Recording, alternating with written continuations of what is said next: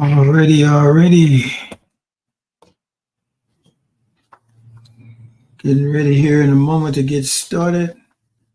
You drop your line, drop a chat in the thing to let me know who you are and that you're watching, so I can know who's there. How you doing, Troy?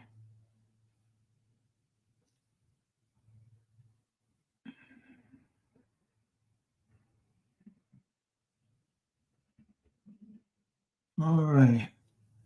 See, see Sean. I see Tammy. I see Troy. I see Angel.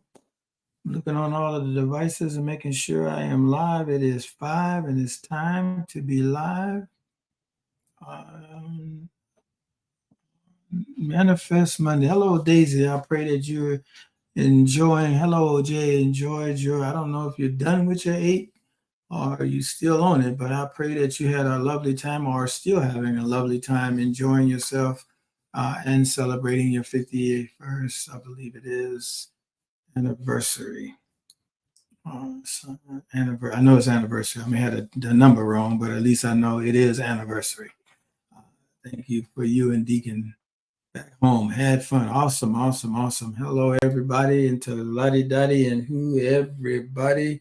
You have been recognized. I believe I got everybody. I said hello to Sean. I said hello to Tammy. I said hello to Troy. I said hello to Daisy, Angel, OJ, and I believe that's all the ones that have signed in thus far. All right. Today, as you can see on the bottom of the screen, it says the importance of being in the right place.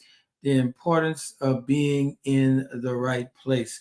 Uh, so as we look at this, it was Bill Gates who said, and I quote, I was lucky, and this is his quote. I'm not saying we use the word lucky. I would use the word I was blessed, but this is Bill Gates. Bill Gates said, I was lucky to be in the right place at the right time, but many others were also in the same place. The difference was I took action. I want to caveat here for a moment with what Bill Gates said and kind of focus on that for a moment. He said that I was lucky enough to be in the right place at the right time. He said, but there were other people that were at the same place as I was. The only difference was I took action. So it's not only important to be in the right place, but it's also important to take action when you're in the right place.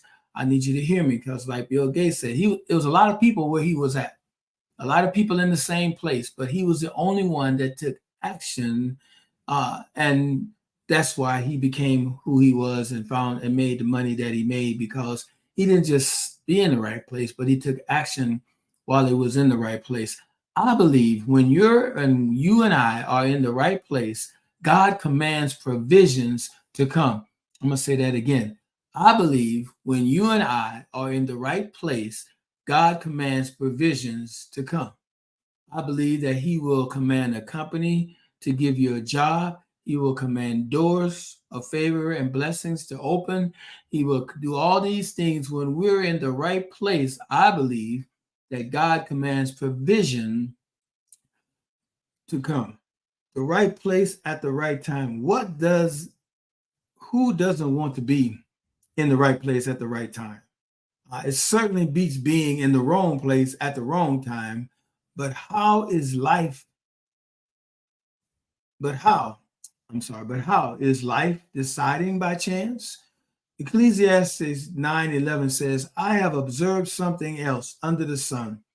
The fastest runner doesn't always win the race, and the strongest warrior doesn't always win the battle. The wise sometimes go hungry, and the skillful are not necessarily wealthy. And those who are educated don't always lead successful lives. It all decided by chance, by being in the right place at the right time. And that word means Korah. That word right place means Korah. And it's the Hebrew word in Ecclesiastes 9:11. It translates into being at the right place at the right time. Korah does not mean chance. In fact, there is no Hebrew word for confident that coincides with that. So that word Korah in the Hebrew does not mean chance. It means being in the right place at the right time. Korah means God appointed. In other words, being in the right place at the right time is orchestrated by the Almighty. He sets up appointments in the right place and the right time for those he loves. All right, that word Korah is Qarah, Korah, and it means God appointment or right place, right time. We know we are not saved by grace, but we're not saved by works, rather, but by grace. Many fail to realize that grace works far beyond salvation. When we allow God's grace to not just save us, but to work for us, it makes way for Korah moments, God appointments. When we allow the self grace to not only save us, but to work for us, it makes way for Korah, Qarah, moments. That's God appointments. So that word means God appointments. There are actually a biblical principle that is just the opposite of that. And it means, and it's being in the right place at the right time. So let me explain what I mean. As you look at scripture, one of the principles you will find or you will come to see is that to receive God's provisions, you need to be in the right place. This is a truth I've come to embrace, just how important it is to be in the right place.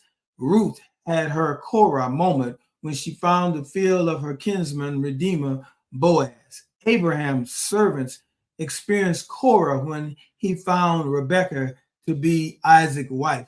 Jesus traveled to Bethany at the precise time and raised Lazarus from the dead. Those are the moments, or those Korah moments of being at the right place at the right time. And I can take it from a personal perspective of being at the right place at the right time, as many may know and some may not know how I met Pastor May, my wife.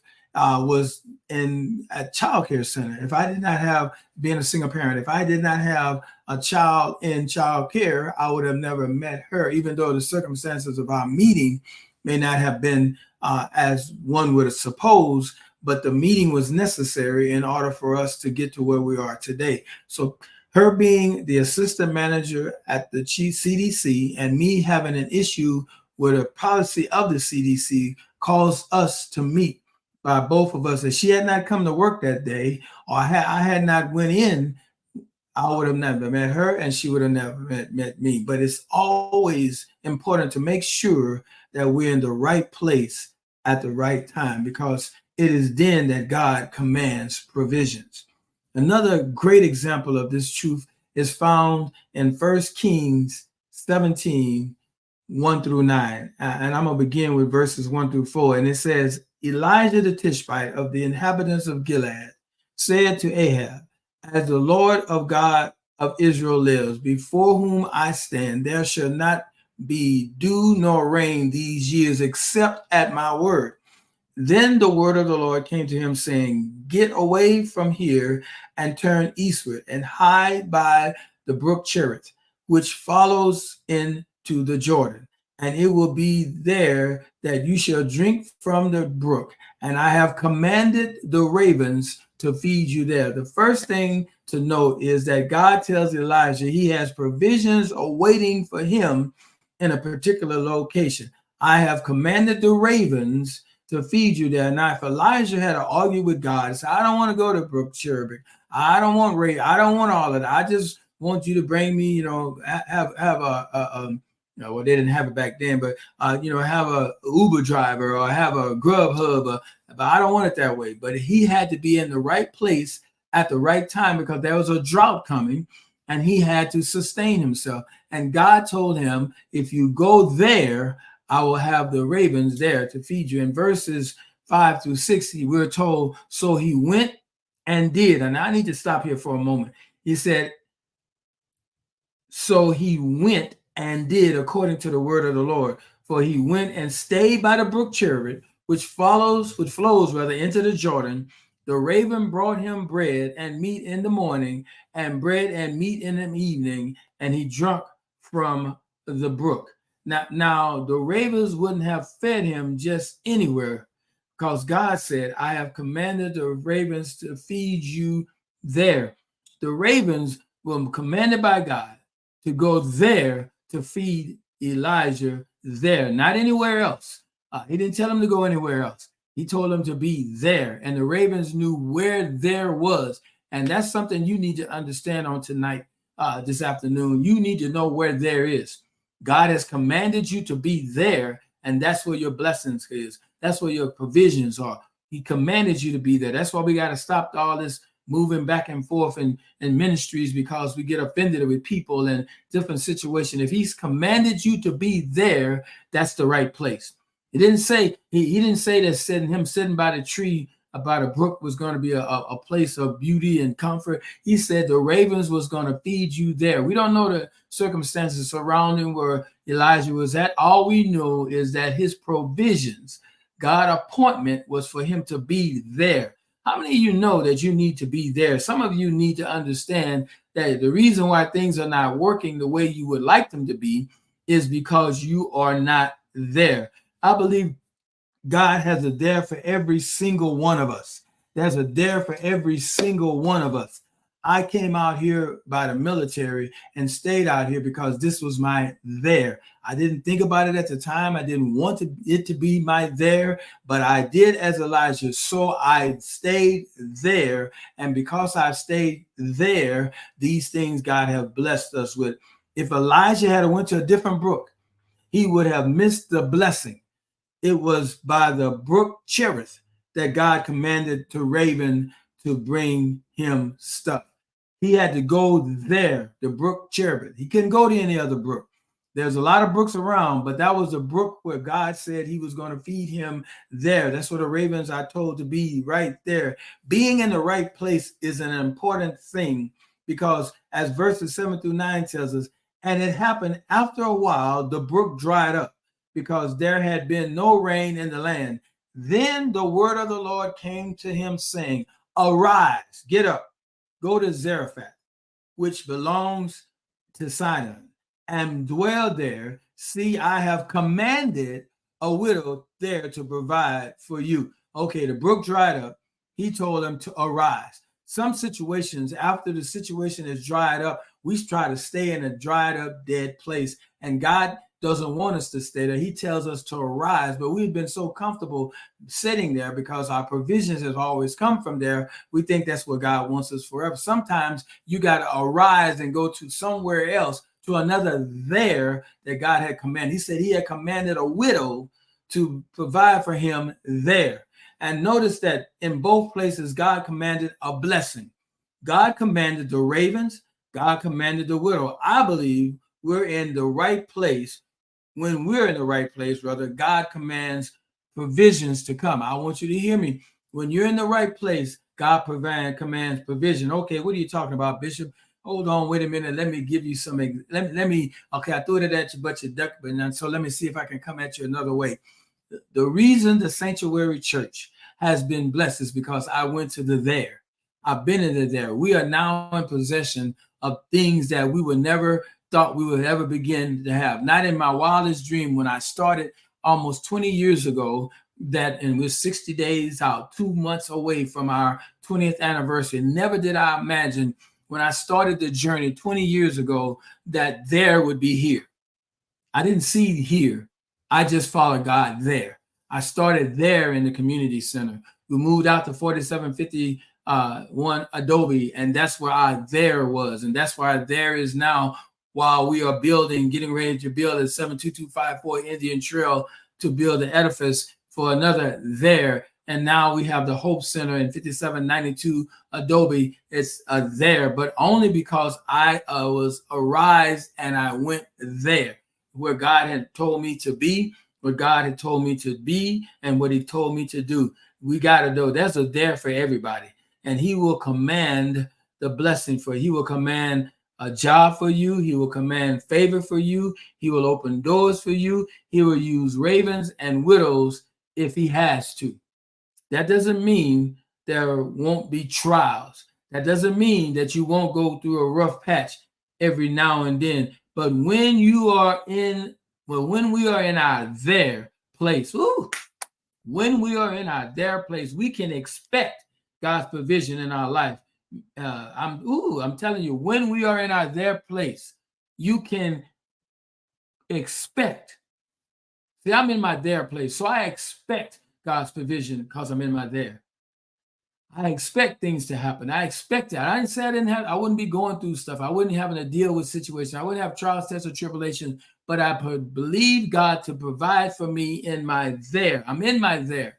Just like now, today I had to go to physical therapy because my right knee had been bothering me. It swole up. It was 2 times bigger than my left knee. So I'm having to go I'm thinking that it was water that was going to, pull the water off my knee and I'd be fine.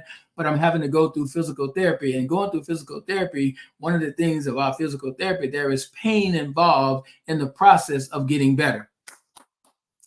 I don't think you heard me. There's pain involved in the process of getting better. So while I'm there in the physical therapy, they're stretching my quads, they're stretching my hamstrings, they're bending my knee, they're forcing my leg to do things that is not have been able to do. They're stretching and they're bending and they're molding in order for me to be able to to ride a bike without to ride a bike without having pain. Stiffness is there because there's arthritis in the knee. And there's a possibility, but I'm not claiming it, that they're saying that knee surgery is necessary, but I'm believing God that my there does not require me to have knee surgery. I'm God's provision for me to not have to go through that process. However, I am going through physical therapy because that's my there. I show up there twice a week, Monday and Wednesday. I show up there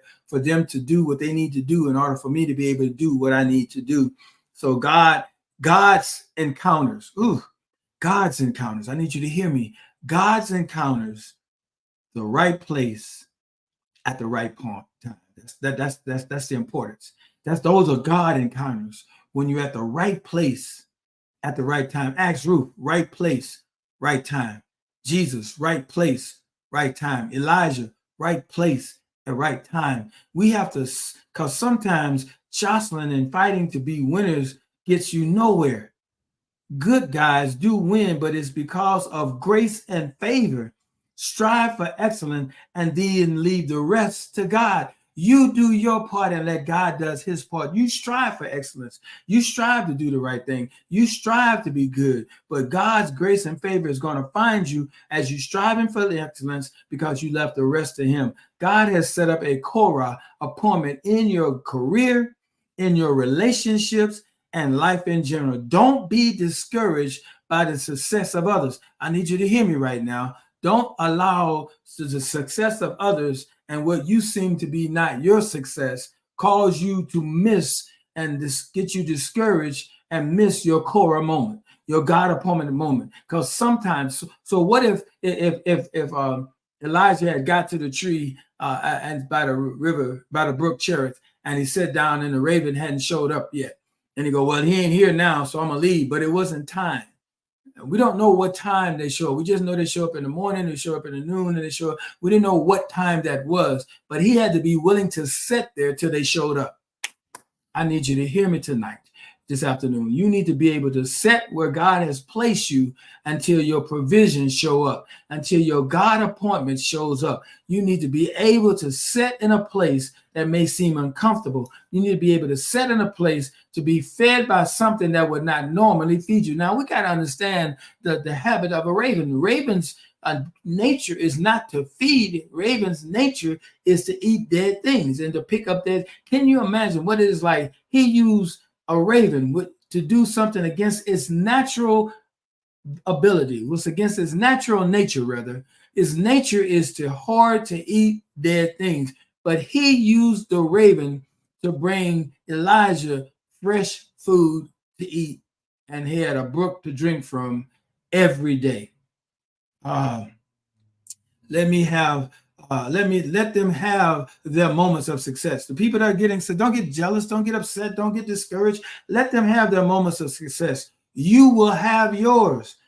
Dedicate yourself to following God's divine plan.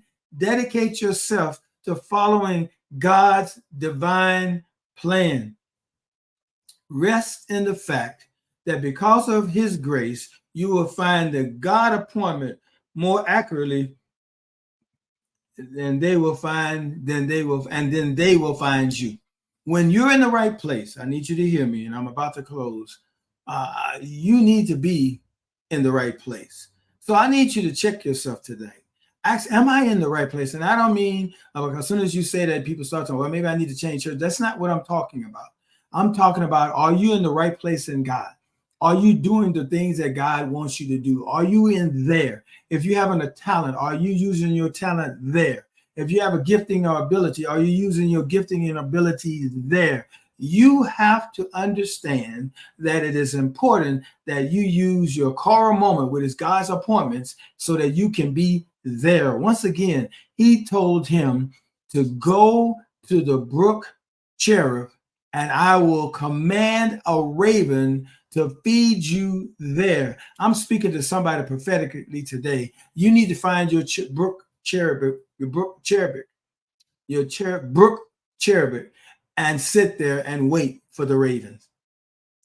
Don't move. That's your there. Your there is to serve. Your there is to be present wherever God calls you to. Be there, and it is in there your blessings will come. Don't look at everybody else's. Don't judge your there by somebody else's success. Don't remember what Bill Gates said. He said a lot of people were there in the same place he was, but he took action. If Elijah had not went there, he would have never been fed by the ravens. If Elijah hadn't arisen and went to the widow, where the widow was in Zarephath, he would have never been able to eat again. Because when he went there, he told her, when he met her, he said, can you give me something? She said, hey, I only have this little meal in the corner, enough for me and my son to eat, and then we're going to die. He said, hey, give me some first. Listen to what he said. Give me some first. Now she said, I only have a little, enough for me and my son. We're going to eat this and die. He said, give me some first. I need you to trust me enough to know that I'm a man of God. And if you feed me first, or if you give to me first, you're going to be blessed. And when she gave to him, she never needed again.